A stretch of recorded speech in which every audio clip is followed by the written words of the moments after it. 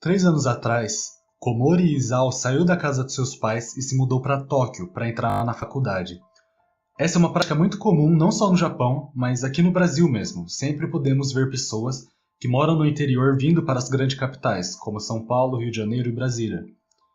Isao estava animado por essa mudança. Ele moraria sozinho, teria novos amigos e uma nova vida, e quem sabe uma nova namorada. Ele também não precisaria trabalhar em momento algum, pois seus pais mandavam uma quantia mensal de dinheiro para que ele pudesse sobreviver. Porém, conforme os meses na universidade foram passando, Isao percebe que havia algo de errado. Já faziam 3 meses na universidade e ele não tinha amigo nenhum. Ele passou a demonstrar sintomas comuns da depressão, tal como o desânimo, a falta de esperança e a mania de perseguição. Ele pensava que todos estavam olhando para ele e rindo dele. Porém, mesmo com essa vida social arruinada, ele optou por continuar na faculdade e tirar boas notas.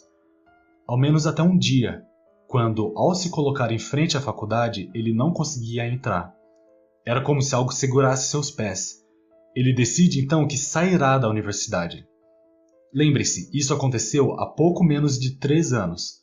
Ao longo desses 2 anos que ficou em casa, Isao tomou um ritmo de vida que não o agradava. Ele passava seus dias jogando videogame, se masturbando e usando o dinheiro que recebia da família para comer qualquer coisa que não desse trabalho de preparar.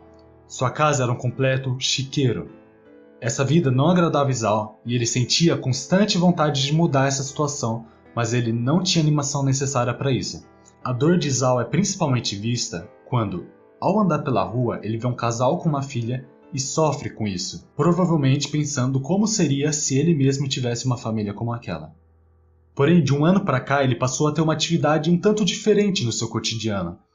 Dia após dia, no mesmo horário, ele saía de casa e ia para a loja de conveniência da cidade. Ele esperava ali até que pudesse encontrar uma colegial que passava por ali todos os dias.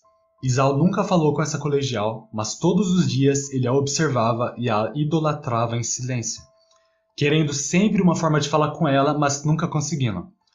A idolatria de Isao é tanta que ele a chamava de anjo da loja de conveniência, pois não sabia seu nome. Certa noite, Isao decide que não só vai observar a garota, mas também vai segui-la. E no meio do percurso, a garota acaba olhando para trás e vê Isao seguindo. Então, tudo fica escuro. Isao dorme em um sono profundo. É como se o mundo tivesse desaparecido por completo. Quando ele acorda, lá vem a surpresa. Ele está em uma cama aconchegante, em um quarto arrumado. Ele olha no espelho e percebe que seu corpo não é mais o de Komori Isao, mas sim de Yoshizaki Mari, o anjo da loja de conveniência. É assim que começa a história de um dos mangás mais fascinantes que eu já vi, chamado Boku wa Mari no Naka. Na tradução literal significa dentro de Mari e descreve exatamente qual é a situação do protagonista. Ele está preso dentro do corpo da pessoa que ele sempre admirou. O mangá foi escrito e desenhado por Oshimi Shuzou, que também é autor de uma obra incrível, meu mangá favorito, Aku no Hana. Shuzou nos dá obras psicológicas de alto nível. É isso que faz com que Boku wa Mari no Naka seja tão especial. Não é difícil vermos histórias sobre pessoas trocando de corpos. Temos, por exemplo, aquele filme brasileiro, Se Eu Fosse Você, que por ser uma comédia, acaba não sendo exatamente a coisa mais realista do mundo. Outro exemplo que podemos dar é Kimi no Na wa, um filme japonês de romance que ficou muito famoso nos últimos tempos, que por mais que seja perfeitamente desenvolvido, não representa tão bem essa situação como o mangá de Shuzou. Boku wa Mari no Naka retrata perfeitamente a situação, por 2 motivos. O primeiro é que o mangá tem um clima melancólico e não busca ser engraçado ou romântico, mas sim dar o maior realismo possível. O segundo, pelo fato de que as pessoas que trocaram de corpo não são simplesmente namorados ou desconhecidos, mas sim uma garota de colegial e o homem que persegue ela, o seu stalker. Falando em perseguir, vamos falar um pouco do Isao. Já deu para perceber que ele é um tanto quanto perturbado e qualquer pessoa poderia acreditar que isso é assustador. Porém, o mangá nos dá uma boa visão do que é isso. Para Isao, os seus atos de perseguição com Mari não são realmente prejudiciais, e ele faz isso por um amor profundo que sente por ela, quase uma idolatria religiosa. O desenvolvimento dos personagens parte de tal forma que, mesmo que em nenhum momento do mangá nós nos deparemos com a verdadeira Mari, é possível conhecer tudo sobre ela por meio da vida que ela levava com seus amigos de escola e com a sua família. Ao longo da narrativa, Isao decide que vai mudar e que será uma pessoa melhor para Mari. O que eu vou dizer agora é meio que um spoiler, mas juro que é saudável. Darei esse pequeno spoiler porque, além de ele não revelar nada sobre a real trama, ele é de fundamental importância para que vocês se interessem pelo mangá.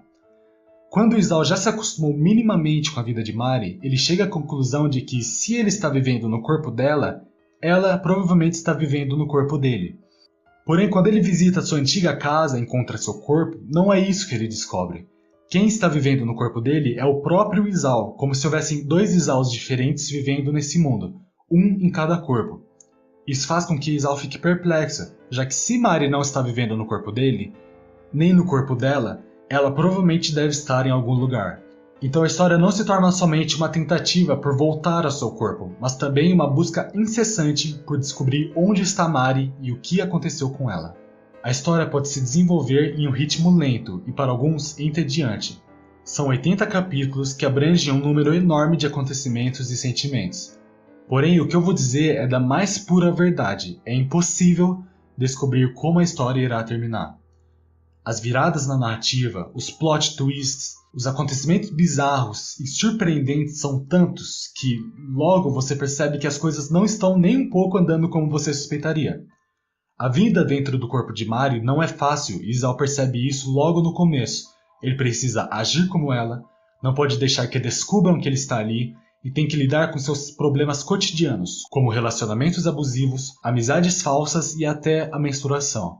Shuzou, o autor do mangá, desenvolve tão bem essa narrativa psicológica que é extremamente difícil de lidar.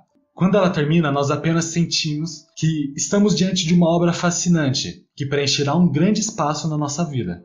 Esse é o mesmo sentimento que eu tive quando terminei outra obra do mesmo autor, o Aku no Hana, que hoje é o meu mangá favorito e eu não canso de dizer isso. Boku Amari no Naka, assim como Aku no Hana, são pinturas perfeitas de como é ter um transtorno psicológico e estar em uma situação como essa. Os personagens se desgastam, a vida deles vira de ponta cabeça e no fim, tudo o que eles conseguem ver é uma possível chance de suicídio iminente. Mas nem tudo termina dessa forma. E é assim que eu termino o vídeo. Quem lê Boku Amari no Naka depois desse vídeo, me digam o que acharam aí nos comentários e já dá uma ajuda pro canal, compartilhando o vídeo para os seus amigos e dando aquele gostei e se inscrevendo. Isso me motiva muito a continuar fazendo vídeos e trazendo conteúdo para vocês. Mas em breve eu vou trazer outro vídeo de outro mangá que eu citei aqui, que é o Aku no Hana, mas acredito que um só vídeo não é o suficiente para dizer tudo o que eu penso desse mangá. É provável que, tanto quanto Aku no Hana quanto Boku Amari no Naka, eu trago vídeos análise, discorrendo a história por completo e analisando cada situação, cada sentimento que os personagens se envolvem. Mas até lá eu deixo esse conteúdo para vocês. Obrigado a todos e a gente se vê na próxima história.